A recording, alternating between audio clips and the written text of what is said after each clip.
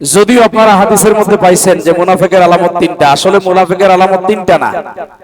মুনাফিকের আলামত কোরআন দ্বারা সাব্যস্ত হয়েছে অনেকগুলো। মুনাফিকের একটা আলামত হলো মুনাফিক যা শোনে তাই বলে। এখন যা শোনে তাই বলা কি অপরাধ? তাইলে এটা মুনাফিকের আলামত কেমনে হয়? হ্যাঁ, তুমি যাই শোনো তা বলতে পারো না যতক্ষণ এটাকে যাচাই বাছাই না করো।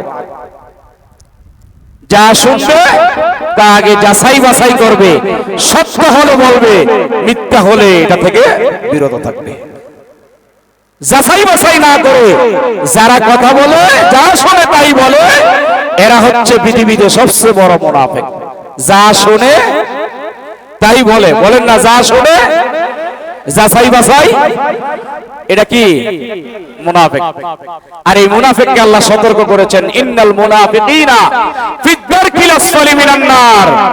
মুনাফিকরা শুধু জাহান্নামে যাবে না, জাহান্নামের ভয়াবহ স্থান যেটা একবারে সর্বনিম্নে, এমন এক অবস্থানে অবস্থান করবে মুনাফিক। এটা মুনাফিকের একটা আলামত, যা শুনে তাই বলে। আমরা কি যা শুনি তাই বলবো নাকি যাচাই বাছাই করব? হ্যাঁ, মুনাফিকের আলামত কি? যা শুনে।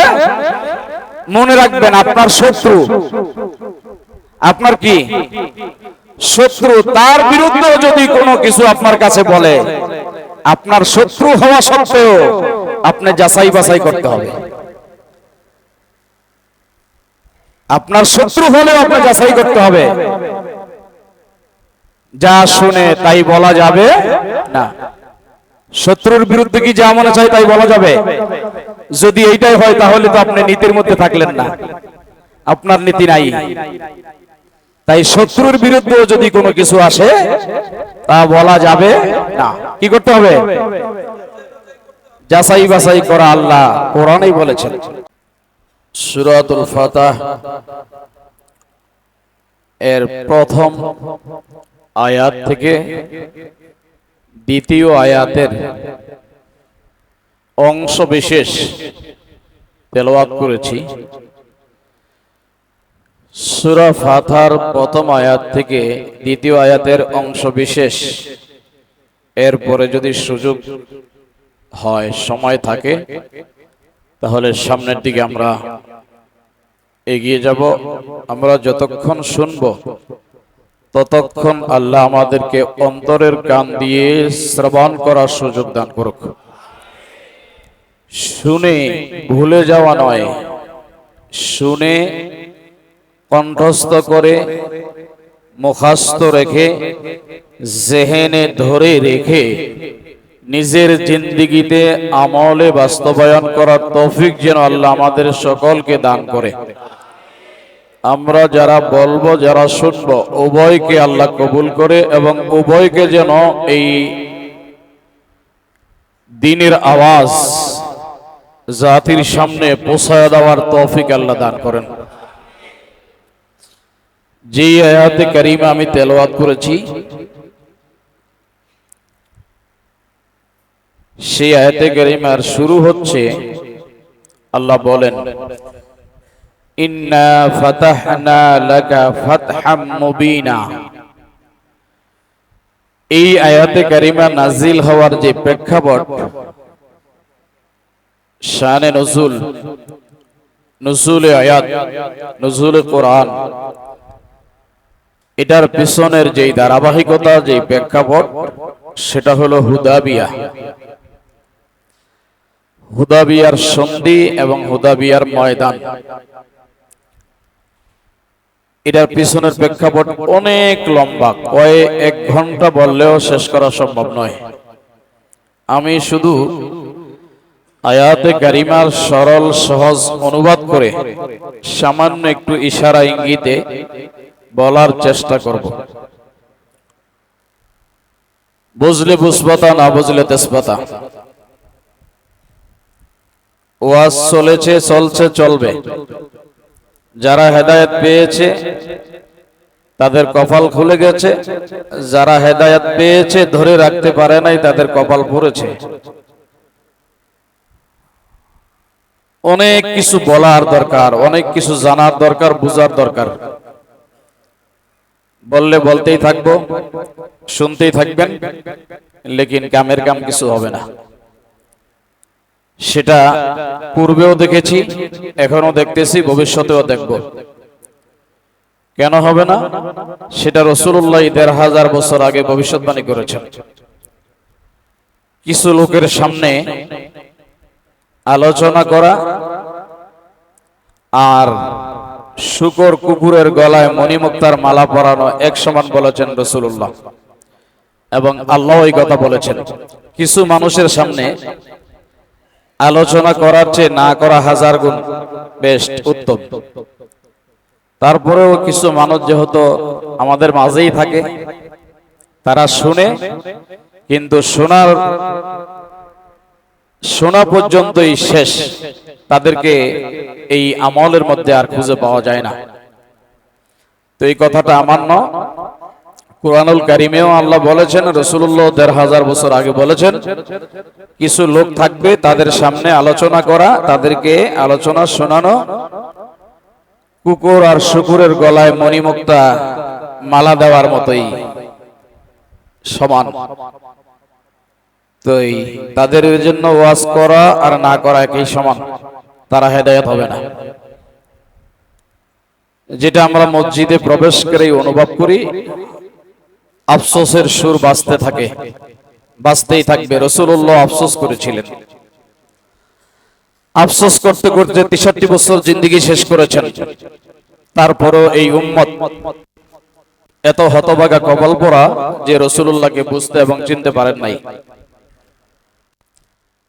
এই হতভাগা মানুষরা কোরআনের তাফসীর না, কোরআন যদি বাইটটা একবারে পাড়াফুতো আছে না, এই পাড়াফুতো দিয়ে একবারে পাউডার করে বাইটটা তাদের ভিতরে ঢুকিয়ে দেওয়া হয়, তারপরও এদের নসিব খারাপ হয়ে থাকবে। বা আদব বা নসিব, বেআদব বেনসিব। রুমি এইরকমই বলেছিলেন, বা আদব বা নসিব, বেআদব বেনসিব।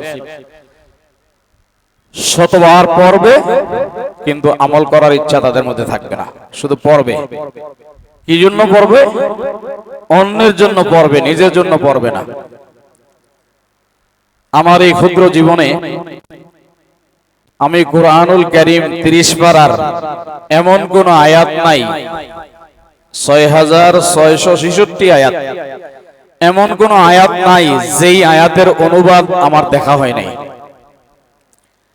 একবার না, দুইবার না, শত শতবার দেখা হয়েছে। এমন কোন আয়াত নাই কোরআনের যেই আয়াতের অনুবাদ আমার দেখা হয় নাই। এবং দেখতে গিয়ে কোন ইমাম, কোন লেখক, কোন মুফাসসির, কোন সুফি এই আয়াতের অনুবাদের ব্যাখ্যা কিরকম করেছেন, এইটাও অনেকগুলো তাফসীর দেখার সুযোগ হয়েছে। কুরআনুল কারীম ৩০ পারা, এই ৩০ পারা কুরআনুল কারীমকে উদ্দেশ্য করে প্রায় লক্ষাধিক তাফসীর লেখা হয়েছে পৃথিবীতে। ১ লক্ষর মতো তাফসীর আছে। লক্ষাধিক তাফসীর থেকে সবগুলা দেখতে না পারলেও মোটামুটি ৬০ থেকে ৭০টা তাফসীর আমার নিজের চোখে দেখা হয়েছে। এমন কোন আয়াত নাই যে আয়াতের অনুবাদ, যে আয়াতের ব্যাখ্যা, যে আয়াতের তাফসীর আমি দেখি নাই, পড়ি নাই। সব কিছু মিলিয়ে যা দেখলাম সেটা হলো, আল্লাহ যাদেরকে কবুল করেছেন তারাই কামিয়াবি, আল্লাহ যাদেরকে কবুল করেন নাই তাদের বদনসিব। এই বদনসিব গুলো, এই লোকগুলো যতই কিছু করুক না কেন, এদের কপাল শেষমেশ খাতেমা বিল খায়ের হবে না। কথায় ছিল, যার শেষ ভালো তার সব ভালো। কিন্তু এই লোকটা আপনার নামাজে, রোজায়, হজে, জাকাতে, রসম রেওয়াজ পালন করে যাবে, জিন্দেগির বন্দেগী করতে করতে হাসরের ময়দানে শূন্য খাতা হাতে নিয়ে উঠবে। এটাই তার নসিব। আর যারা বুঝতে চেষ্টা করেছে, হেদায়াত পাওয়ার ইচ্ছা অন্তরে রেখেছে, তারা কখনো ইবলিসের মতো হয় নাই। মহাপবিত্র ফেরেশতাদের সাথে থেকেও ইবলিস হেদায়াত গ্রহণ করতে পারেন নাই। এটা ইবলিসের দুর্ভাগা। হতভাগা, কপাল পোড়া ইবলিসের নসিব তকদির জিবরাইলের মতো ফেরেশতার সাথে থেকেও ইবলিস হেদায়েত পান নাই। হাজার হাজার শত শত পবিত্র মুকদ্দাস ফেরেশতাদের সাথে থেকেও ইবলিস হেদায়েত নিতে পারেন নাই। এটা তার নসিব। এই দুর্ভোগ আমাদের মধ্যেও কিছু মানুষ আমরাই আমাদের মধ্যে দেখছি আছে। কিয়ামত পর্যন্ত যদি হায়াত পায়, ইবলিসের মতো তার নসিব ওই রকমই হয় যে পবিত্র মানুষের সাথে থাকা সত্ত্বেও তার কপালে হেদায়েত থাকে না। মুক্তাদায়ে হাল, মুক্তাদায়ে হাল আমরা বুঝি না। এই মুক্তাদায়ে হাল মানে হচ্ছে স্থান কাল পাত্রভেদ। কখন কি করব, কখন কি বলবো, এই জ্ঞান যাদের মধ্যে আছে তারাই হচ্ছে পৃথিবীতে সুখী মানুষ। কোন জায়গায় কি বলতে হয়, কোন জায়গায় কি বলবো, কোন জায়গায় বলা দরকার নাই, কোন জায়গায় বলা দরকার, কখন কোন সময় কিভাবে বললে শান্তি আসে সমাজে, এই মুক্তাদায়ে হাল যিনি বুঝে তার জন্যই হচ্ছে কোরআনের তাফসীর পড়া।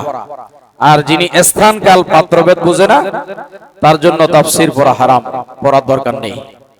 কারণ এইটা তাফসীর পড়ে স্থান কাল পাত্রভেদ এই জিনিসটা না বোঝার কারণে, মুক্তাদায়ে হাল না বোঝার কারণে তার কথায় ভেজাল লাগবে। এই জন্য কোথায় কখন কিভাবে বলতে হয় সেই জ্ঞান আমাদের নাই। মসজিদের আদব আমরা এখনো রক্ষা করতে শিখি নাই বা শিখতে চেষ্টাও করি নাই। রাসূলুল্লাহ ১৫০০ বছর আগে বলেছিলেন, মুয়াজ্জিন যখন আজান দিবে তখন আজান কানে আসলে সবাই চুপ থাকবে। আজান কানে আসবে, সবাই চুপ হয়ে যাবে, মুসলমান চুপ থাকবে। আজানের জবাব দেওয়া তার জন্য ওয়াজিব। আজানের জবাব দেওয়া ওয়াজিব। আমি হয়তো কয়েক মাস আগে আমার খেয়ালে আছে, যেখানে আছে আমি বলেছিলাম যে 5 জায়গায় কথা বললে 40 বছরের বন্দেগী নষ্ট হয়ে যায়। আল্লাহর দরবারে কবুল হয়েছে এমন কিছু আমল 40 বছর করছেন, 40 বছরের বন্দেগী বরবাদ হয়ে যাবে, নষ্ট হয়ে যাবে। আল্লাহর দরবারে কবুল হয়েছিল, মকবুল হয়েছিল, যেটা আপনার জন্য রহমতের কারণ হতো, বরকতের কারণ হতো। আপনার কিছু কর্মের কারণে 40 বছরের আমল থেকে নষ্ট হয়ে যাবে। সেই কারণটা আমি 5টা বলেছিলাম। এর মধ্যে একটা কারণ বলেছিলাম, আজান যখন হয় চুপ থেকে আজানের জবাব না দিয়ে আজানের সময় চিল্লা পাল্লা করা, কথা বলা, একজন আরেকজনকে ডাক দেওয়া, 40 বছর আমল বন্দেগী নষ্ট হয় আজানের সময়। কিন্তু আমি আজকেও লক্ষ্য করেছি আজানের সময় জবাব না দিয়ে, কারণ ওই যে বললাম যে কিছু মানুষ এমনই থাকবে যারা বদনসিব, তাদেরকে হেদায়েত করা কখনো সম্ভব না, তাদের নসিবে নাই। তো আজানের সময় কেউ যদি আজানের জবাব না দিয়ে কথা বলে, 40 বছরের কবুল হওয়া আমল নষ্ট হয়ে যায়, যেটা বরকতের কারণ ছিল, আমাদের জন্য নেয়ামত ছিল। সেই 40 বছরের আমল আমি আবার কবে পূরণ করব, এই কথা বলে। আজানের সময় জবাব দেওয়া রাসূলুল্লাহ ওয়াজিব করেছেন। রাসূলুল্লাহ বলেছে, মুয়াজ্জিন যখন আজান দেয়, মুয়াজ্জিন যা বলে তোমরা তাই বলে তার সাথে আজানের জবাব দাও। আজান যখন শেষ হবে, বাদাল আজান, আজান শেষ হয়ে গেলে আমি নবীর উপরে তোমরা দুরূদ এবং সালাম পড়ো, তারপরে মুনাজাত দিয়ে উসিলার দোয়া করো। উসিলার দোয়া করে আজানের পরে যারা দুরূদ শরীফ পড়ে উসিলার দোয়া করবে, রাসূলুল্লাহ বলে ওই ব্যক্তিকে শাফায়াত করে জান্নাতে নেওয়া আমার উপরে অবধারিত হয়ে গেল। অথচ আমরা সেটার উল্টা করছি, আমরা আজানের জবাব দিচ্ছি না। আজানের সময় আমরা চিল্লা পাল্লা, আর যখনই হক কথা বলা হয় মিম্বারে বসে, তখন এই মুনাফিকদের গায়ে চুলকানি হয়, মুনাফিকদের মাথা নত হয়ে যায়, মুনাফিকরা তখন মাথা নত করে রাখে। রাসূলুল্লাহ বলেছিলেন ১৫০০ বছর আগে, তোমাদের সাহিবুল মিম্বার ইমাম খতিব যখন মিম্বারে বসবে আলোচনা করবে, তখন প্রত্যেকের নজর চাতক পাখির ন্যায় সাহেবুল মিম্বার যিনি মিম্বারে বসবেন, আলোচনা যিনি করবেন তার দিকে তাকায়া থাকবে। অন্যদিকে তাকায়া যেন ভিতরে নেফাক পয়দা না হয়, সেটা বলেছিলেন রাসূলুল্লাহ ১৫০০ বছর আগে। কিন্তু আমাদের সমাজ আজকে উল্টা। সেই কারণে কিছু মানুষের সামনে ওয়াজ করাচ্ছে না করা ভালো। আমার এক উস্তাদজি বলেছিলেন, একজন মানুষ মরে গেলে ১,০০,০০০ মানুষ জানাজায় উপস্থিত হওয়ার দরকার নাই, কেননা ১,০০,০০০ মানুষের মধ্যে মুনাফিক থাকা সম্ভব।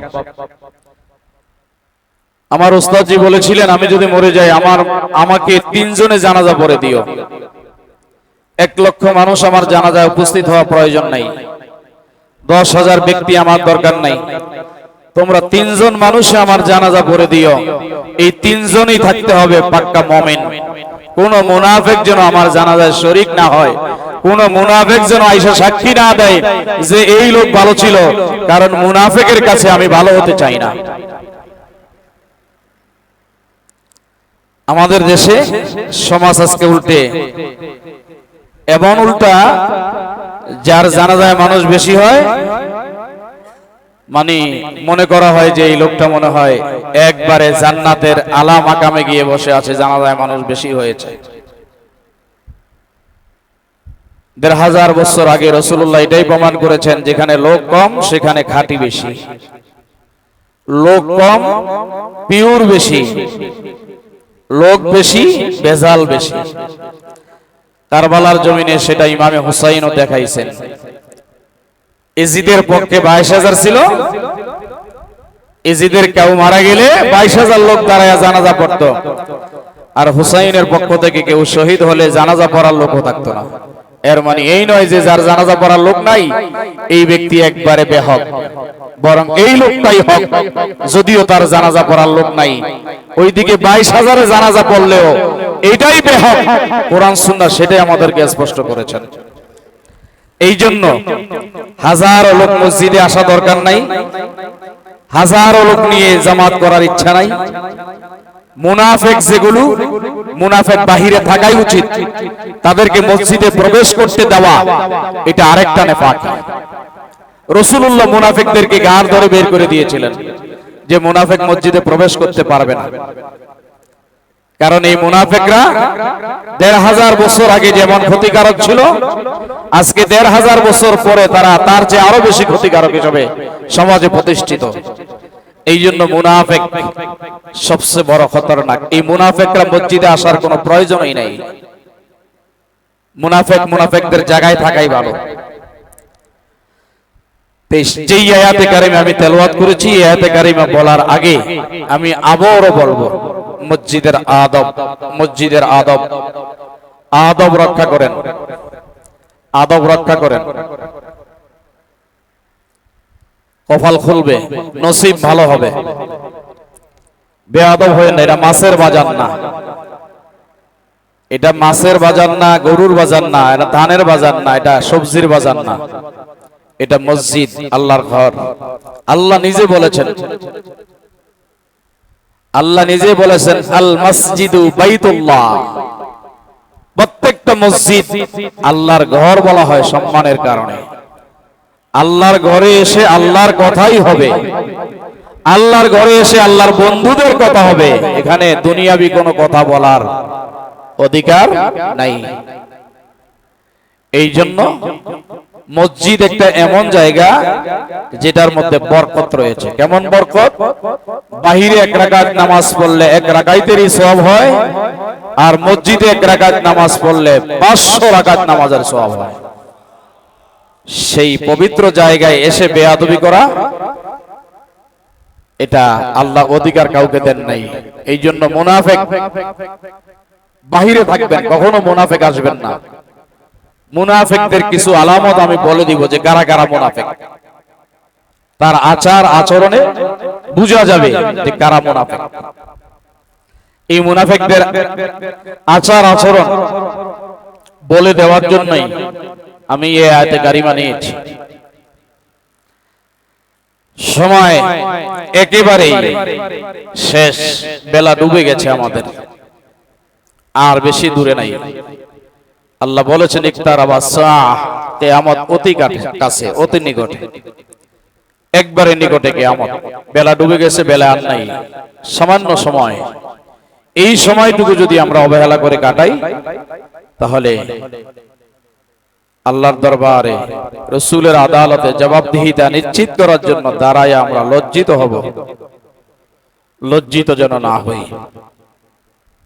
আলোচনার প্রারম্ভেই কিছু কথা বলে নিলাম, আরেকটা কথা আমি বলে নিই, সেটা হলো জুম্মার নামাজ আল্লাহ ফরজ করেছেন ইমানদারের উপরে। রাসূল করিম সাল্লাল্লাহু আলাইহি ওয়া আলিহি ওয়াসাল্লাম ১৩০০০ বছর আগে বলেছেন,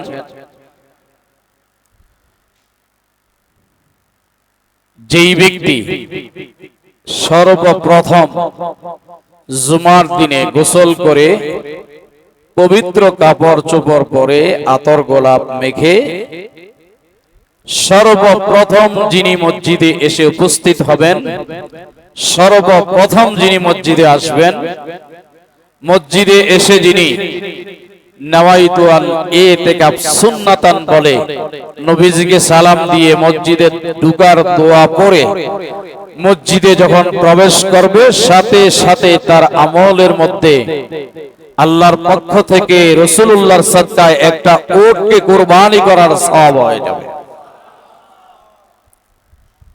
যিনি শুরুতে আসবেন, তারপরে যিনি আসবেন দ্বিতীয় নম্বরে, তার জন্য একটা গাবি কুরবানি করার সওয়াব হয়ে যাবে। তারপরে যিনি আসবেন তার জন্য একটা দুম্বা বা বকরি কুরবানির সওয়াব হবে। তারপরে যিনি আসবেন তার জন্য চতুর্থ নম্বরে একটা মুরগি সদকা করার সওয়াব হবে। ৫ নম্বরে যিনি আসবেন তার জন্য একটা ডিম সদকা করার সওয়াব হবে। ৬ নম্বরে যারা আসবেন তাদের জন্য সাধারণ সওয়াব লেখা হবে। যখন ইমাম সাহেব মিম্বারে আলোচনায় বসে যাবে তখন যারা আসবেন তারা আর আল্লাহর রহমত পাবে না, তারা সওয়াব থেকে বঞ্চিত থাকবে। তাদের শুধু আসা এবং যাওয়াই শেষ, তাদের আসা যাওয়াটাই শেষ, এর মধ্যে আর কোনো ফায়দা নাই। ৬ নম্বর পর্যন্ত খোলা, আল্লাহর রহমতের ফেরেশতারা খাতা কলম বন্ধ করে খুতবা শোনার জন্য বসে যান, তার লেখা বন্ধ। এই জন্য এই মুনাফিকদের আলামত এখানে দেওয়া আছে। তো এই আয়াতে কারিমা তেলাওয়াত করেছি, আল্লাহ বলেছেন ইন্না ফাতাহনা লাকা ফাতহাম মুবিনা, এটা সূরা ফাতহার প্রথম নম্বর আয়াত।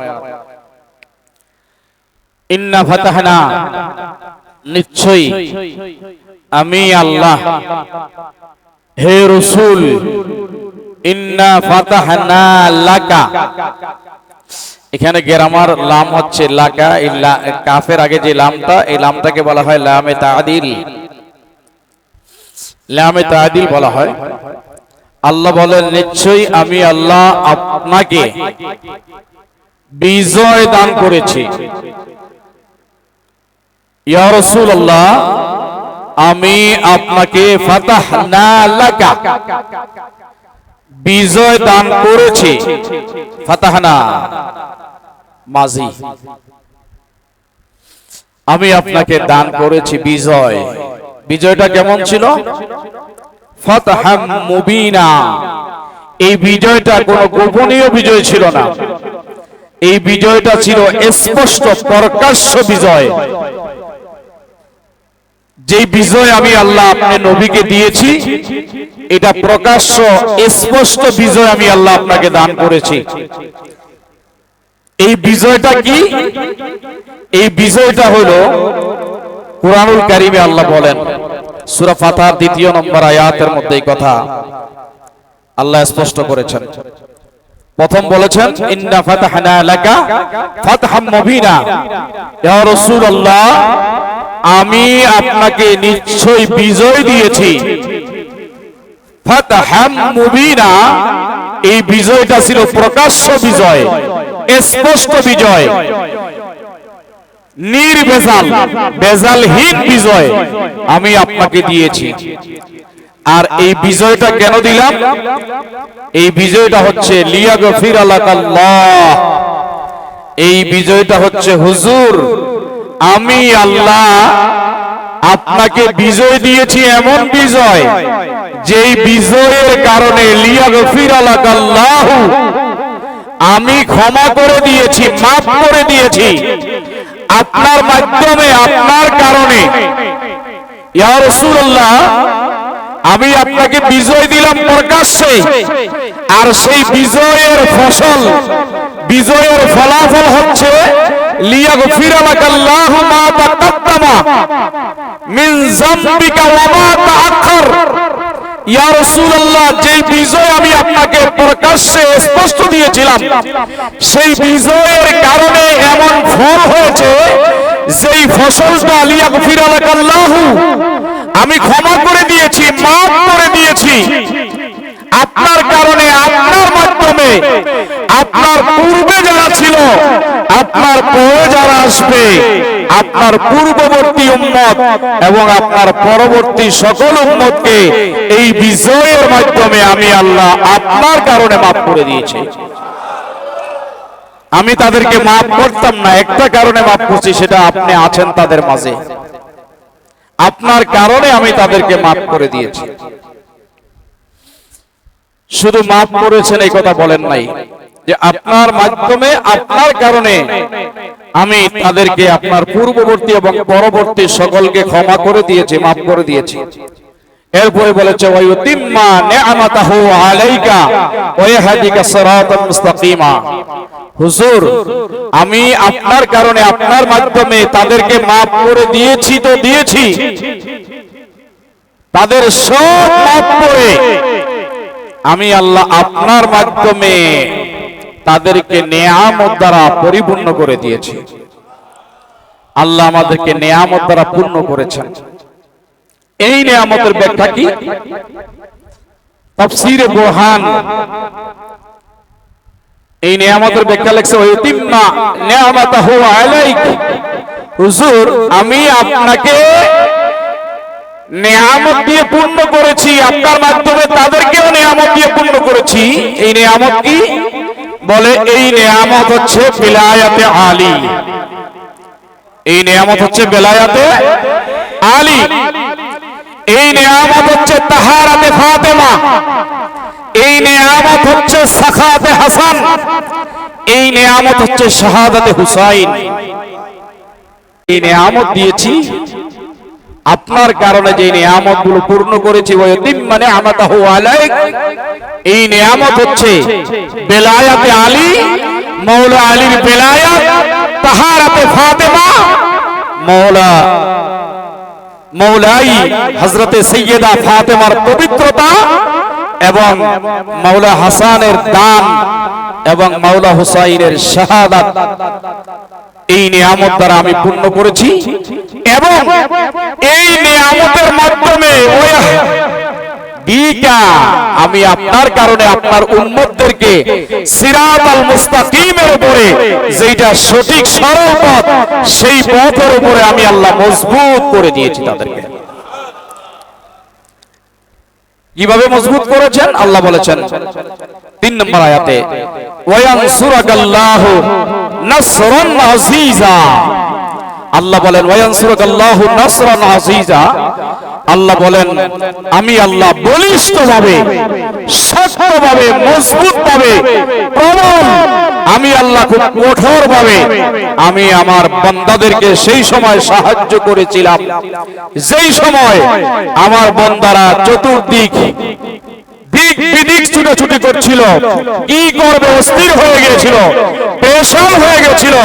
সেই সময় আমি আল্লাহ বান্দার মাঝ থেকে পেরেশানি অস্থিরতা দূর করে এমন ভাবে সাহায্য করেছি, ওই সময়ে ইয়া রাসূলুল্লাহ আমি আপনাকে পাঠায়া আপনার আলী এবং আপনার ফাতেমা, আপনার হাসান, আপনার হুসাইনকে পাঠায়া তাদেরকে সামনে দাঁড় করায়া এদের চেহারা দেখে দেখে তাদের অস্থিরতা দূর করে জাহান্নামের কথা ভুলিয়ে আমি জান্নাতের পথ দেখাইয়া দিয়েছি এদেরকে।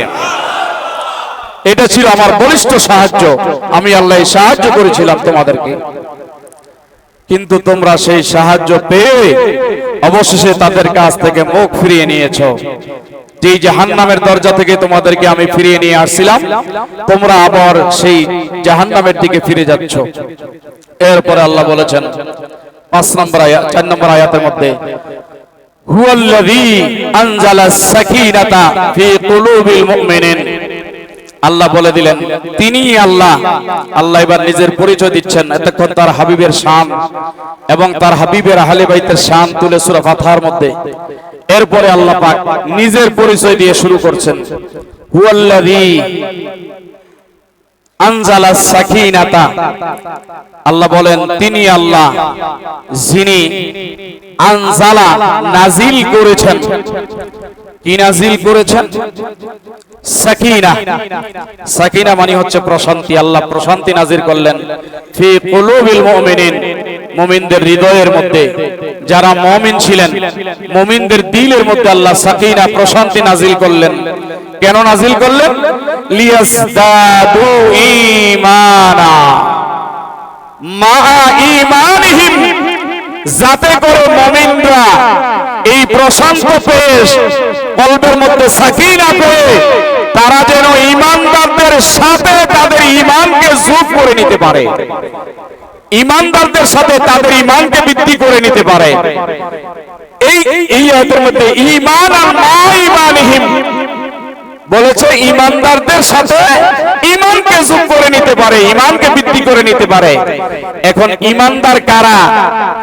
কোন ঈমানদারদের সাথে আমাদের ঈমানকে যোগ করতে বলেছেন? এই আয়াতের ব্যাখ্যায় বলেছেন মা আবি বকরিন ওয়া উমর ওয়া উসমান। এইভাবে কিছু সাহাবায়ে কেরাম নাম সহ तमाम সাহাবায়ে কেরাম বলেছেন তোমাদের ঈমানকে ঈমানান মা ঈমানিহিম, ওই ঈমানের সাথে ঈমান রাখো যেই ঈমান আবু বকর রেখেছিলেন, যেই ঈমান ওমর রেখেছিলেন, যেই ঈমান উসমান রেখেছিলেন, যেই ঈমান হযরত হুযায়ফা রেখেছিলেন, যেই ঈমান সালমান ফারসি রেখেছিলেন, যেই ঈমান হযরত আবু হুরায়রা রেখেছিলেন, ওরা যেইভাবে ঈমান রেখেছিলেন মা ঈমানিহিম, মা মানে সাথে, তাদের সাথে ঈমান রাখো। তারা যেইভাবে ঈমান রেখেছে তাদের মতো করে তোমরা ঈমান রাখো। তাদের মতো করে আমাদেরকে ঈমান রাখার নির্দেশ দিয়েছিলেন। আজ সবাই জান্নাতের দোহাই দিয়া, এত সহজ যদি হইতো তাইলে রাসূলুল্লাহর 63 বছর জিন্দেগিতে 62টা যুদ্ধের প্রয়োজন হইতো না।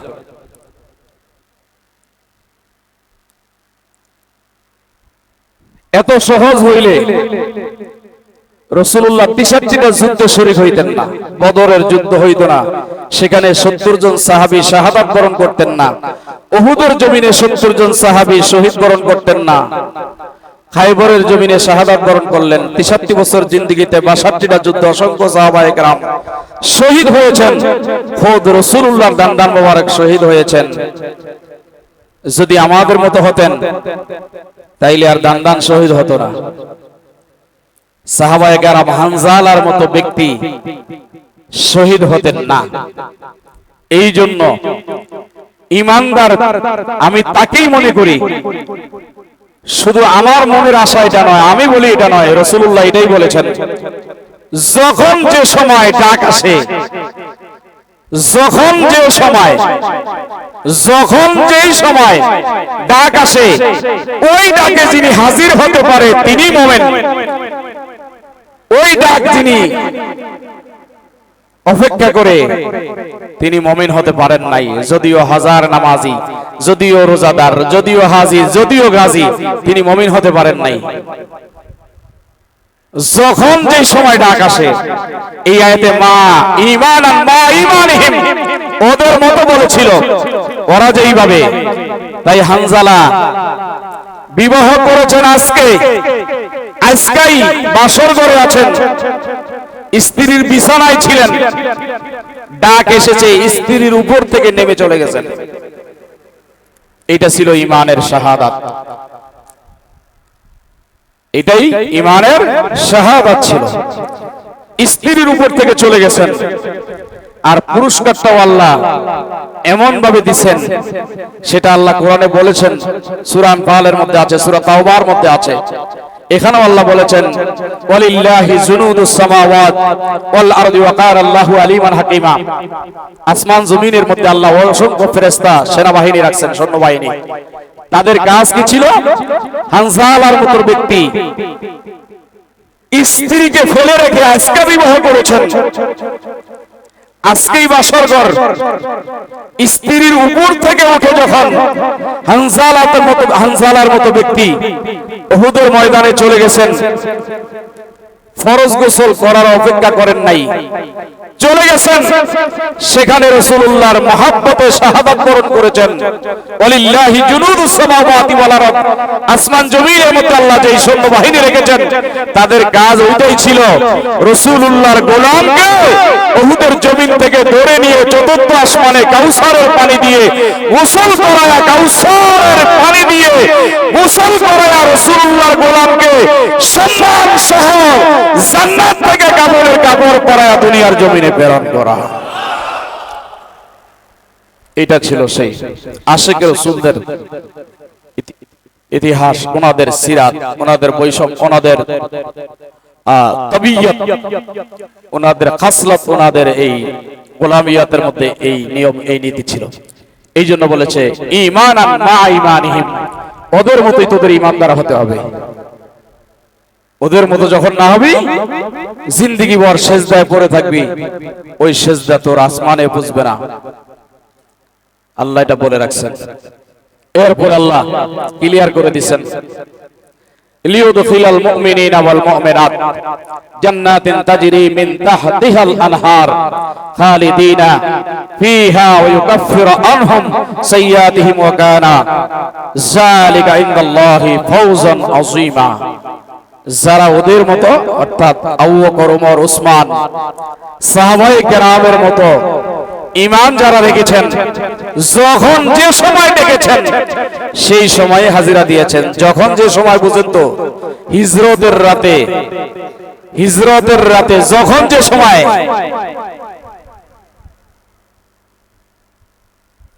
এই যখন যে সময় যখন বুঝবেন, এই জিনিসটা যখন বুঝবেন, তখন আপনি মুমিন হবেন।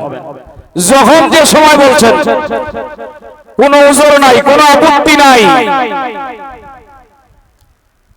রাতের বেলা ডাক দিচ্ছেন আবু বকর, এক ডাকের বেশি দিতে হয় নাই, লাব্বাইকা ইয়া রাসূলুল্লাহ, গোলাম হাজির। এক ডাক দিছিল, বলে রাখছিল 17 মাস আগে। 2 দিন আগে বললে 3 দিনের মাথায় ভুলে যায়, মনে থাকে না। 17 মাস আগে বলেছিল আবু বকর আমার হিজরত হবে, 17 মাস পরে এক ডাকের বেশি দেওয়া লাগে নাই। এইটার নাম ওই যখন যে সময়। এই যখন যে সময় ডাকে, এই সময় হাজিরা দেওয়ার নাম হচ্ছে মুমিন। এর বাহিরে গেলে মুমিন না, এটার নাম হচ্ছে মুমিন। আবু বকর যখন যে সময় ডাক দিয়েছেন, তখন পেয়েছেন।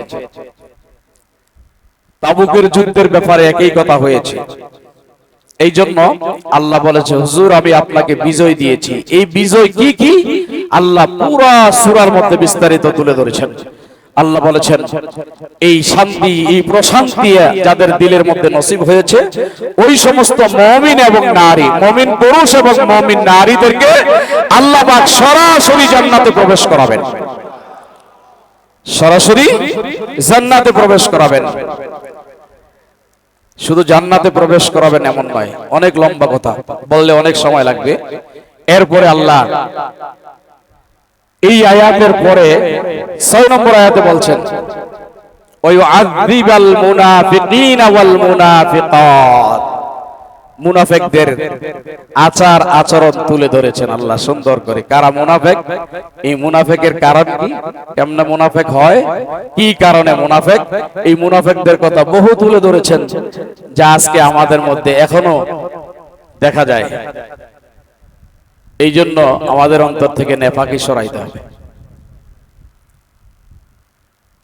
6 নম্বর আয়াতে আল্লাহ মুনাফিকের, মুমিন মুনাফিক নারী, মুনাফিক নারী আর মুনাফিক পুরুষের কথা বিস্তারিত তুলে ধরেছেন। তার মধ্যে বলেছেন মুনাফিকের একটা আলামত হলো মুনাফিক যা শুনে তাই বলে। মুনাফিক যা শুনে, বুঝেন কথা? এই জন্য আমি বলছি আমার ওয়াজ বুঝতে হলে জ্ঞানের প্রয়োজন। বলদ মার্কা মানুষ আমার ওয়াজ বুঝবে না, এটা ফখর করে বলি না। মুনাফিকের খাসলত হচ্ছে যা শুনে তাই বলে, এটা মুনাফিকের খাসলত। যদিও আপনারা হাদিসের মধ্যে পাইছেন যে মুনাফিকের আলামত 3টা, আসলে মুনাফিকের আলামত 3টা না, মুনাফিকের আলামত কোরআন দ্বারা সাব্যস্ত হয়েছে অনেকগুলো। মুনাফিকের একটা আলামত হলো মুনাফিক যা শুনে তাই বলে। এখন যা শুনে তাই বলা কি অপরাধ? তাইলে এটা মুনাফিকের আলামত কেমনে হয়? হ্যাঁ, তুমি যাই শোনো তা বলতে পারো না যতক্ষণ এটাকে যাচাই বাছাই না করো। যা শুনবে তা আগে যাচাই বাছাই করবে, সত্য হলে বলবে, মিথ্যা হলে এটা থেকে বিরত থাকবে। যাচাই বাছাই না করে যারা কথা বলে, যা শুনে তাই বলে, এরা হচ্ছে পৃথিবীতে সবচেয়ে বড় মুনাফিক। যা শুনে তাই বলে, বলেন না, যা শুনে যাচাই বাছাই, এটা কি? মুনাফিক। আর এই মুনাফিককে আল্লাহ সতর্ক করেছেন, ইন্নাল মুনাফিকিনা ফিদ দারকিল আসফালি মিনান নার। মুনাফিকরা শুধু জাহান্নামে যাবে না, জাহান্নামের ভয়াবহ স্থান, যেটা একবারে সর্বনিম্নে, এমন এক অবস্থানে অবস্থান করবে মুনাফিক। এটা মুনাফিকের একটা আলামত, যা শুনে তাই বলে। আমরা কি যা শুনি তাই বলবো নাকি যাচাই বাছাই করব? হ্যাঁ, মুনাফিকের আলামত কি? যা শুনে। মনে রাখবেন, আপনার শত্রু, আপনার কি শত্রু, তার বিরুদ্ধে যদি কোনো কিছু আপনার কাছে বলে, আপনার শত্রু হওয়া সত্ত্বেও আপনি যাচাই বাছাই করতে হবে।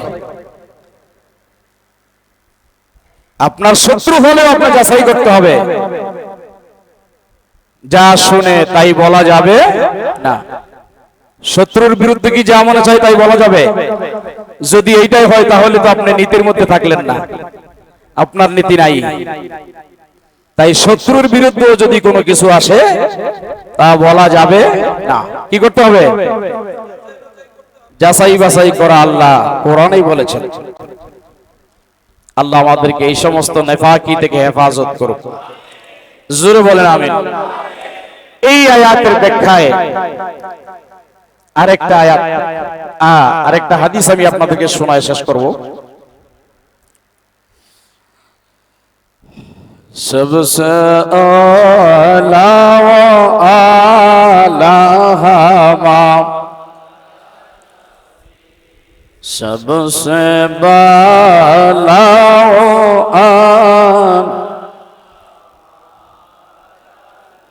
भी सबसे आला आला सबसे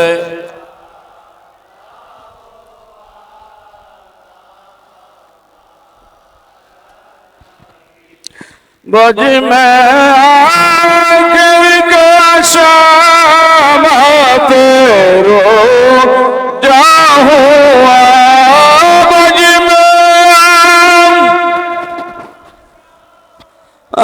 तेरो जाहू नोरे आओ जलवा हमारा नबी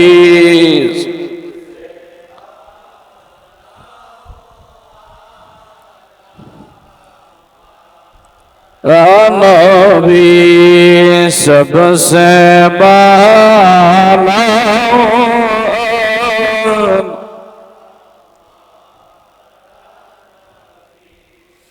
এই আয়াতের ব্যাখ্যা একটা হাদিস আমি আপনাদেরকে শোনাবো।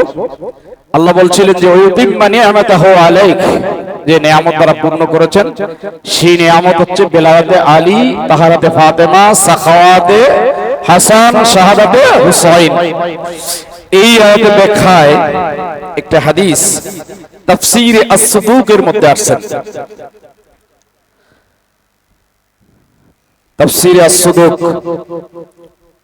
এখানে লিখছেন হযরতে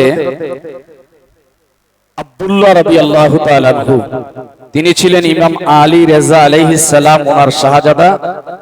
হযরতে আব্দুল্লাহ ইবনে আলী রেজা ইবনে ইমাম জাফর সাদিক, হযরতে জাফর সাদিক ইবনে ইমাম বাকির ইবনে জানুল আবেদিন, ইমাম জানুল আবেদিন ইবনে ইমাম হুসাইন ইবনে আলী ইবনে আবি তালিব।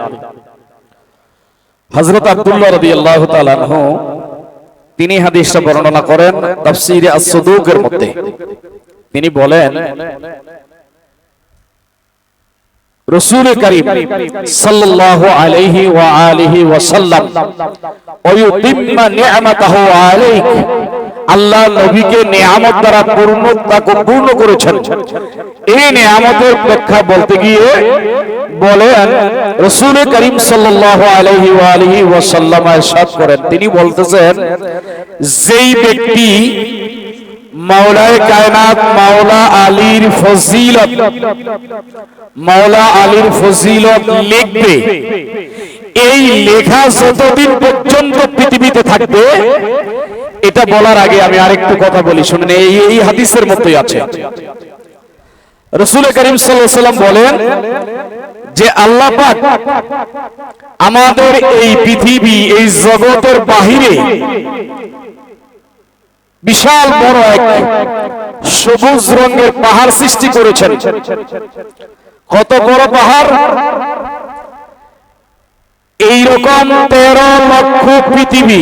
খুব খেয়াল করেন, এই হাদিসে পাকের মধ্যে আছে 13 লক্ষ। আমাদের যে পৃথিবী আছে, আমাদের এই পৃথিবী, এইরকম 13 লক্ষ পৃথিবী এক জায়গায় করলে সমান সমান একটা সূর্য। কয়টা সূর্য? একটা সূর্য। 13 লক্ষ পৃথিবী এক জায়গায় করলে সমান সমান এক সূর্য। এইরকম 13 লক্ষ সূর্য এক জায়গায় করলে সমান সমান একটা পাহাড়। সেই সবুজ রঙের পাহাড়ের পৃষ্ঠদেশে পাদদেশে আল্লাহ পাক এক জগৎ সৃষ্টি করেছেন। ওই জগতের মধ্যে আল্লাহ পাক এক ধরনের সৃষ্টি করেছেন। ওদের রং, নমুনা, চেহারা, সুরত আমি বললাম না, আল্লাহ সৃষ্টি করেছেন। তাদের উপরে নামাজ ফরজ করা হয় নাই, তাদের উপরে রোজা ফরজ করা হয় নাই, তাদের উপরে যাকাত ফরজ করা হয় নাই, ইসলামের কিছুই তাদের উপরে ফরজ করা হয় নাই। তাদের উপরে একটা জিনিস ফরজ করা হয়েছে, তারা ঈমান আনার পরে দুই ব্যক্তির জন্য তারা কাজ করবে। এক ব্যক্তির জন্য ওই হাদিসে আছে, যিনি মাওলা আলীর ফজিলত লিখবে, এই লেখা যতদিন পর্যন্ত থাকবে ওই জগতের সৃষ্টিগুলা ততদিন পর্যন্ত তার জন্য মাগফিরাত এবং রহমতের কামনা করবেন। এবং যিনি আলীর ফজিলত বলবে তার জীবনের গুনাহ মাফ করার জন্য তারা দোয়া করবেন। এবং যিনি আলীর ফজিলত শুনবে তার জন্য দোয়া করবেন।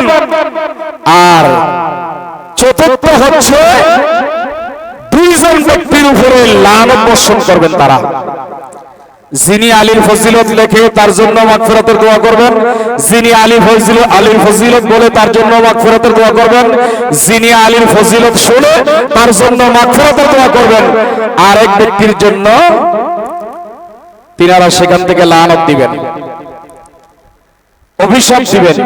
এখন যারা আলীর ফজিলত বলবে, লিখবে, শুনবে, তাদের জন্য ওই জগতের বাসিন্দারা রহমত এবং বারাকাতের দোয়া করবে।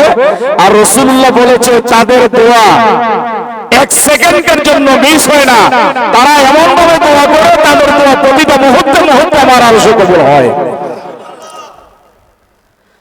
তো তারা সেখান থেকে আলীর ফজিলত লিখনেওয়ালা, বলনেওয়ালা, শুননেওয়ালা এদের উপরে মাগফিরাতের দোয়া করে, রহমত কামনা করে, আর এক ব্যক্তির উপরে লানত করে, গজব দেয়। কি? যারা মাওলা আলীকে নিয়ে বাড়াবাড়ি এবং সারাসারি করে। মাওলা আলীকে নিয়ে বাড়াবাড়ি এবং সারাসারি করে। বাড়াবাড়ি সারাসারি বুঝেননি? যারা মাওলা আলীর প্রশংসা অতিরিক্ত করে। অতিরিক্ত কি? যেটা রাসূলুল্লাহ করেন নাই, যেটা রাসূলুল্লাহ করেন নাই। আবার একদল আছে মাওলা আলীর প্রশংসা করতেই রাজি না, একেবারে সংকীর্ণ করে দেয়। এদের উপরে তারা লানত করেন। আহলুস সুন্নাহ ওয়াল জামাত আমরা অনুসারী, আল্লাহ পাক আমাদের কপালকে খুলে দিয়েছেন। আমরা মাওলা আলীকে নিয়ে বাড়াবাড়িও করি না, সারাসারিও। মাওলা আলীকে ভালোবাসার কারণে কোন সাহাবীকে আমরা দুশমন মনে করি না। মাওলা আলীকে ভালোবাসার কারণে কোন সাহাবীকে দুশমন মনে করি না। আবার সাহাবীদেরকে ভালোবাসার কারণে মাওলা আলীকে আমরা হারাইলাম না, মাওলা আলীকেও রাখলাম। এটার নাম হচ্ছে আহলুস সুন্নাহ ওয়াল জামাত। আর একদল বাড়াবাড়ি করে তারা রাফিজি হয়েছেন, আরেকদল ছেড়ে দিয়ে খারিজি হয়েছেন।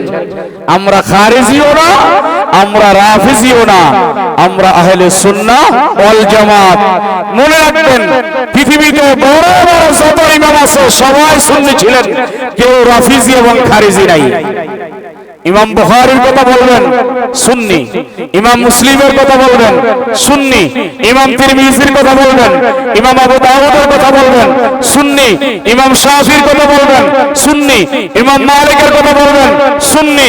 ইমাম আহমদ বিন হাম্বলের কথা বলবেন, সুন্নি। ইমাম আযম আবু হানিফার কথা বলবেন, সুন্নি। ইমাম মুহল্লির কথা বলবেন, সুন্নি। ইমাম সুয়ুতির কথা বলবেন, সুন্নি। ওলিউল্লাহ মুহাদ্দিসিন ওলিবির কথা বলেন, সুন্নি। আব্দুল হক মুহাদ্দিসিন ওলিবির কথা বলেন, সুন্নি। আব্দুর রহিম মুহাদ্দিসিন ওলিবির কথা বলেন, দাদা গঞ্জবাগ শালি হাজমির কথা বলেন, গৌসবাগ আব্দুল কাদের জিলানীর কথা বলেন, খাজা মুহাদ্দিদ নকশবন্দির কথা বলেন, মুজাদ্দিদ আল ফসালির কথা বলেন, হযরত কুতুবউদ্দিন বখতিয়ার কাকির কথা বলেন, নাসিরউদ্দিন চৌলাগাত ওলির কথা বলেন, কুতুবউদ্দিন বখতিয়ার কাকি বলেন, শরফুদ্দিন বালি কথা বলেন, ইবনে হাজার আসকালানি বলেন, ইমাম মালিক বলেন, হাসান আল বসরি বলেন, এই যত ইমামের নাম শুনতেছেন সবাই দাবি করেছে আমরা সুন্নি। কিন্তু শিয়া আর রাফিজিদের মধ্যে দুই একজন বড় ইমাম দেখান। দাঁড়ায়া যদি বলতে পারেন যে আমাদের এত বড় একজন ইমাম আছে, তাইলে আমি আপনার মত অনুসরণ করব। একজনে দাঁড়ায় বলেন যে হুজুর শিয়াদের মধ্যে এত বড় একজন ইমাম আছে, দেখান।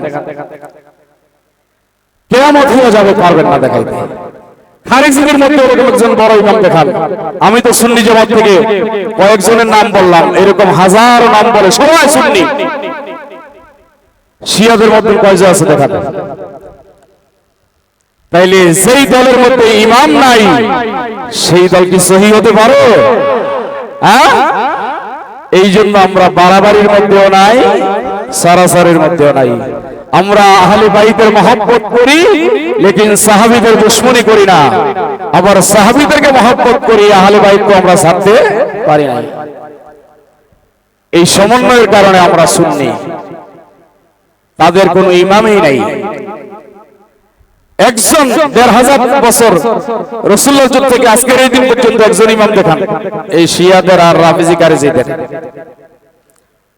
বাপের বেটা যদি হয়ে থাকেন দেখাইতে পারবেন? পারবেন না। যদি বলেন আল্লামা রুমি মসনবী লিখছেন, তিনিও সুন্নি। একজন ইমামের মধ্যে পাবেন না। সমস্ত ইমাম সুন্নি। শিয়াদের মধ্যে কোনো ওলি নাই। সুন্নিদের মধ্যে ওলি আল্লাহ আছে না নাই? শিয়াদের মধ্যে কোন ওলি আছে? খারিজিদের মধ্যে কোন ওলি আছে? ওলি নাই। বুঝছেন? এদের মধ্যে কোন ওলি নাই। আলহামদুলিল্লাহ আমাদের মধ্যে ওলি আছে, আমরাই ভাগ্যবান। সেই কারণে আমাদের এই জিনিসগুলো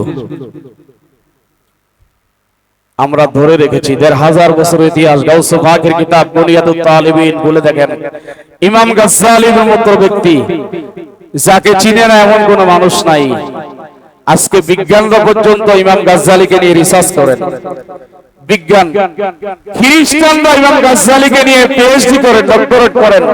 সেই গাজ্জালির মতো ব্যক্তিও আমাদের সুন্নিদের ইমাম, আমাদের সুন্নিদের ইমাম। হায় হায় হায়, গাজ্জালির মতো ব্যক্তি সুন্নিদের ইমাম। হুজুর গাউসে পাক দুনিয়ায় থাকতে বলেছেন, আমি যদি হুজুরকে পাইতাম তাহলে আমি তার কাছে মুরিদ হইতাম। দাতা গঞ্জে বক্স আলী হাজবরি পাকিস্তানের লাহোরে, ওনার কাছে মুরিদ হওয়ার জন্য গাউসে পাক আফসোস করেছেন।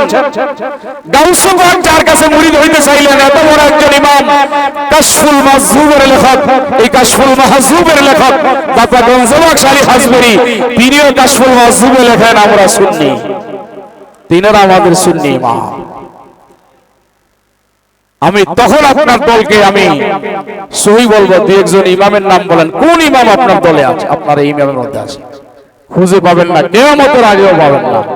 পৃথিবীতে ১৫০০ বছর ইতিহাসে পৃথিবীতে লক্ষাধিক তাফসীরের ইমাম সবাই সুন্নি। কোটি কোটি হাদিসের লেখক, কিতাবের লেখক সবাই সুন্নি, ফিকহের লেখক সবাই সুন্নি, যত সুফি ছিল সবাই সুন্নি ছিল। বলেন না সুবহানাল্লাহ। সবাই কি সুন্নি? সবাই সুন্নি। এটার পিছনে বহু রহস্য, বহু কারণ আছে। কেন? আমার নবী বলেছিলেন, ৭২ দল বাতিল ফিরকাদের মধ্যে কোনো ওলি হয় না, যেটা হক ফিরকা সেটার মধ্যে ওলি আল্লাহ হয়। এই জন্য সুন্নি জামাতের মধ্যে ওলি আল্লাহ আছে না নাই? শিয়াদের মধ্যে ওলি আছে? ওলি নাই। ৭২ দলের মধ্যে কোনো ওলি নাই। ওলি আল্লাহ একমাত্র সুন্নিদের মধ্যে। আল্লাহ আমাদেরকে কবুল করুক, বলেন আমিন। জোরে বলেন আমিন। তাইলে আল্লাহ যে বিজয় দিয়েছেন নবীর মাধ্যমে, সেই বিজয়ের নিয়ামত আমাদেরকে ধরে রাখা দরকার আছে না নাই? কি বাড়াবাড়ির মাধ্যমে, সারাসারির মাধ্যমে, কিসের মাধ্যমে? সমন্বয়। আমাদের কি সমন্বয়, এটা থাকতে হবে আমাদের। যদি এটা না থাকে তাইলে আমি বললাম না, হযরতে কুতুবউদ্দিন বখতিয়ার কাকি কিতাব লিখেছেন। একটা কিতাবের নাম হচ্ছে রাহাতুস সালিকিন। বখতিয়ার কাকি তিনি লিখেছেন, এই রাহাতুস সালিকিনের মধ্যে লেখা আছে, তিনি বলেছেন যে আল্লাহর হাবিব সাল্লাল্লাহু আলাইহি ওয়া আলিহি ওয়াসাল্লামের কাছে দুই ধরনের খাজানা ছিল। এক ধরনের খাজানা আল্লাহ রাসূল বলেন স্পষ্ট, কুতুবউদ্দিন বখতিয়ার কাকি। এখন বলতে ভয় লাগে, বললে আবার আমাদের দেশে কিছু তরিকতপন্থী ওই পাগল ছাগল আছে, এরা বলবো যেমন ওই যে বুনিয়াতুত, এখন ফতোয়া দিতেছে বুনিয়াতুত তালিবিন গাউসে পাক লেখে নাই, বলে কিনা? হ্যাঁ, এই যে কথাগুলো বাহির করে, এগুলো জাহালাত। বলে বুনিয়াতুত তালিবিন নাকি গাউসে পাক লেখে নাই। এখন আবার কুতুবউদ্দিন বখতিয়ার কাকি কথা বললে বলবো উনি এই কিতাব লেখে নাই। এরা হলো জাহেল। এই জাহেলদের সাথে কখনো তর্ক করা যায় না। তো কুতুবউদ্দিন বখতিয়ার কাকি কিতাব লিখেছেন রাহাতুস সালিকিন। আজকেও দেখলাম কিতাবটা, সকালবেলায় আমি কিতাবটা হাতে নিয়েছি। আজকে গোসলে যাওয়ার আগেই কিতাবটা হাতে নিয়ে দেখলাম, এটার মধ্যে লেখা আছে রাসূল করিম সাল্লাল্লাহু আলাইহি ওয়াসাল্লাম বলছেন, আল্লাহ পাক ইলমের দুইটা খাজানা দিবেন আমাকে। দুইটা খাজানা, এই দুইটা খাজানাকে বলা হয় ইলমে কুল্লিয়া। ইলমে কুল্লিয়া বলা হয়। ইলমে কুল্লিয়া দুইটা খাজানা। ইলমে কুল্লিয়ার একটা খাজানা হচ্ছে ইসলামের ভিতরের দিক, আরেকটা ইসলামের বাহিরের দিক। আল্লাহ পাক এই দুইটা খাজানা আমি রাসূলের সিনায় ঢেলে দিয়েছেন। ঢেলে দিয়ে আল্লাহ বলছেন, ওয়া আল্লামাকা মা লাম তাকুন তাআলাম ওয়া কানা ফাদলুল্লাহি আলাইকা আযীমা। ইয়া রাসূলুল্লাহ, যেই ইলম আমি আপনার মধ্যে আগে জাহির করি নাই, সেই দুইটা ইলমের খাজানা আপনার মধ্যে দিয়ে দিলাম দুইটা খাজানা, একটা ভিতরের আর একটা বাহিরের। এই ইলমে কুল্লিয়ার দুইটা খাজানা আপনার মধ্যে দিলাম। আপনি দুইটা খাজানা, একটা আবু বকরের সিনাই দিয়ে আরেকটা ওমর, আরেকটা আর মাওলা আলীর সিনাই দিয়ে দিয়ে যাতে বেলায়াত থেকে খালি না থাকেন। এখন কুতুবউদ্দিন বখতিয়ার কাকির মতো ব্যক্তিও রাসূলুল্লাহর এই কথাটাকে স্বীকার করে নিয়েছেন, মাথা নত করে। কুতুবউদ্দিন বখতিয়ার কাকি বলতে লাগলেন রাহাতুস সালিকিনের মধ্যে যে আল্লাহর হাবিবকে আল্লাহ ইলমে কুল্লিয়ার দুইটা খাজানা দিয়েছেন। একটা খাজানা রাসূলুল্লাহ মাওলা আলীর সিনাই দিয়েছেন, আরেকটা খাজানা সাইয়েদনা আবু বকর সিদ্দিকের সিনাই দিয়েছেন। একটা খাজানা মাওলা আলীকে দেওয়ার কারণে দুইটা তরিকা মাওলা আলীর নিসবত এসে গেছে, আরেকটা খাজানা আবু বকরের সিনাই দেওয়ার কারণে দুইটা তরিকা আবু বকর থেকে এসে গেছে। এখন এই শিয়ারা এগুলো মানতে রাজি না। কেন মানতে না হয়েছে বলি নাই, কিন্তু কুতুবউদ্দিন বখতিয়ার কাকি নিজে ওনার কিতাবে লিখে গেলেন। এখন বলবে কুতুবউদ্দিন বখতিয়ার কাকি লেখে নাই, শিয়াদের কথা বলে লাভ নাই। এরা তো রাসূলুল্লাহর হাদিসকেই মানে না, কোরআনুল কারীমকেই তো মানে না। তারিফাতে কোরআন করে, এরা বলে কোরআনের ওই আয়াত পরিবর্তন করা হয়েছে, এই আয়াত পরিবর্তন করা হয়েছে, এই আয়াত পরিবর্তন করা হয়েছে। সাবধান যারা আছে, আমরা আহলে সুন্নাহ ওয়াল জামাতে থাকবো নাকি খারিজি হাফিজির মধ্যে থাকবো? হ্যাঁ, তারপরেও কিছু মানুষ ওই দলে যাবে, এটা আমি জানি, আমার জানা আছে। আমার কানে অনেকে বলে যে হুজুর অমুকে অমুকে এই কথা বলে। আমি কি বলো, ওনারটা ওনারে বলতে দেন। সে যদি জান্নাতের আলামত আমি গিয়ে বলে থাকে, আমাদের কোনো আপত্তি নাই, জান্নাত তো আর আমার বাবার না। সে যদি যায় যাক, জান্নাতে গেলে আমার সমস্যা কি? বরং মাওলা আলী নিজে বলেছেন, যারা আবু বকরকে গালি দিবে হাসরের ময়দানে তাদের জান্নাতে যাওয়ার যে সনদ থাকবে, ওই সনদে আমি মাওলা আলী সাইন দিব না কখনো। আবু বকরকে যারা গালি দিবে তাদের জান্নাতে যাওয়ার সনদে আমি আলী সাইন দিব না। আল্লাহ রাসূল বলে, হে আলী, মনে রাখবা যারা আবু বকরকে গালি দিবে তারা জান্নাতে যাওয়ার জন্য যে সনদ দিবে, ওই সনদের মধ্যে তুমি কিন্তু সাইন দিও না। এবার বলেন, যারা এই খোলাফায়ে রাশিদদেরকে গালি দিয়া সাহাবাদেরকে দুশমন বানায়া যারা আলী আলী করে, তারা কি আলীর সাইন পাবে? হ্যাঁ, এটা ওখানে গেলে বুঝা যাবে। তাইলে এদের কলব মরা, এদের কলব কি? এই সমস্ত মরা কলবের, এই সমস্ত বেয়াদব বেশরম থেকে আল্লাহ আমাদেরকে হেফাজত করুক।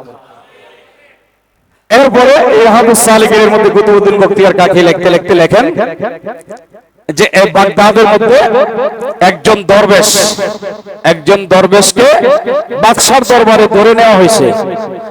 তো ওই দরবেশের জীবনী শুনে বাদশা তাকে হত্যা করার নির্দেশ দিয়েছেন। দরবেশ কাকে বলা হয়? আগার দরবেশ পয়েকে হাল ও কমন্দে সিরু তার তাসদুয়া জালম পছন্দে। দরবেশ বলা হয় ওই ব্যক্তিকে যিনি সম্পূর্ণ দুনিয়া ছেড়ে দেয়, শুধু আল্লাহ আল্লাহ রাসূলের দিকে থাকে। ঘর বাড়ি গাড়ি বাড়ি নারী কিচ্ছু চায় না। সংসার বলতে ঘর বাড়ি দুনিয়াদারি কিছুই চায় না, শুধু আল্লাহ এবং আল্লাহ রাসূলকে চায়। এদেরকে বলা হয় দরবেশ। এরকম একজন দরবেশকে যখন বাদশার কাঠগড়ে দাঁড়ালো, তিনি মৃত্যুদণ্ড দিলেন। জল্লাদ তাকে মৃত্যু দেওয়ার জন্য বদ্ধভূমিতে নিয়ে গেলেন।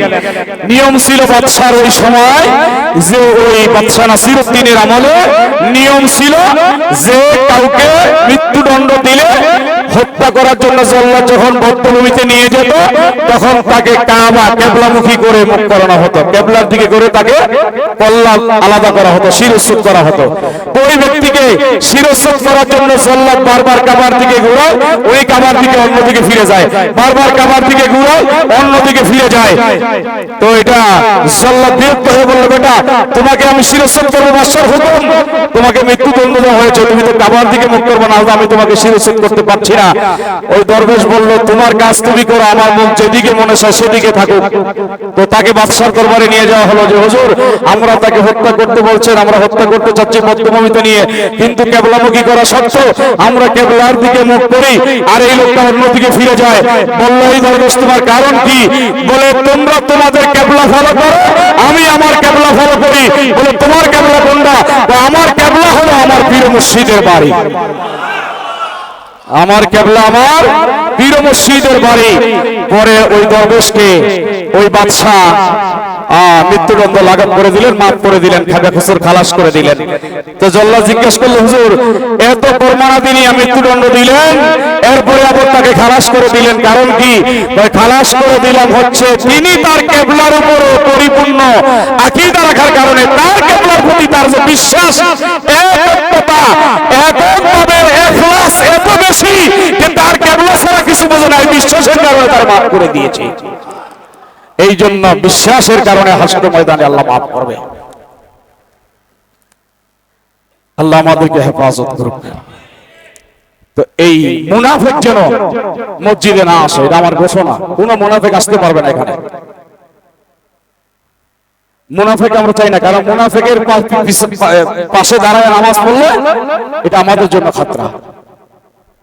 মুনাফিকের চেয়ে কাফের ভালো, হিন্দু বৌদ্ধ খ্রিস্টান ভালো, মুনাফিক ভালো না। ইসলামের ক্ষতি কাফেররা ততটা করে নাই যতটা মুনাফিকরা করেছে। এই জন্য কোন মুনাফিক আমাদের পিছনে নামাজ পড়বে এটা আমরা চাই না। মুনাফিক থেকে আমরা বাঁচতে চাই, মুনাফিক দূরে থাকুক। আল্লাহ আমাদেরকে হেফাজত করুক। আল ফাতিহা। বিরহমাতিকা ইয়া আরহামার রাহিমিন।